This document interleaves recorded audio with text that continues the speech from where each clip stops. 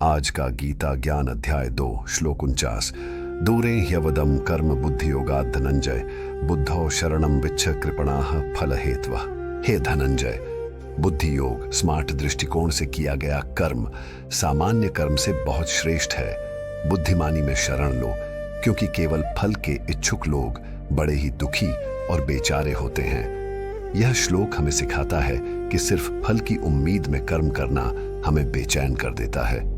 जब हम हर समय परिणाम और इनाम की चिंता में रहते हैं तो सुख नहीं मिलता, बल्कि हमेशा तनाव रहता है। एक छात्र जो सिर्फ नंबर पाने के लिए पढ़ता है, परीक्षा के समय अधिक डरा और परेशान रहता है।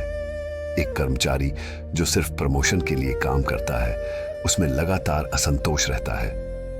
एक माँ जो सिर्फ बच्चों से तारीफ चाहती है, खुद भी दुखी रहती है। असली सुख और संतोष बुद्धिमता के साथ कर्म करने में है। फल की चिंता छोड़कर हर काम को पूर्णता और आनंद से करना। कर्मयोग हमें सिखाता है कि समझदारी और संतुलन से कर्म करें, न कि केवल लालच या डर से। जब आप बुद्धि के साथ कर्म करते हैं तो परिणाम की चिंता कम हो जाती है और काम में गुणवत्ता आ जाती है। एक शिक्षक जो बच्चों को अंक दिलाने से ज्यादा उन्हें समझदार बनाने पर ध्यान देता है, सही शिक्षा देता है। एक गृहिणी जो परिवार की शांति और प्रेम के लिए काम करती है, छोटा बड़ा रिजल्ट देखकर नहीं, वह खुद खुश रहती है। हर व्यक्ति को चाहिए कि अपने कर्म में बुद्धि का उपयोग करे, समझदारी, धैर्य और निष्काम भाव से। अगर आपको यह श्लोक पसंद आया तो लाइक और शेयर करें।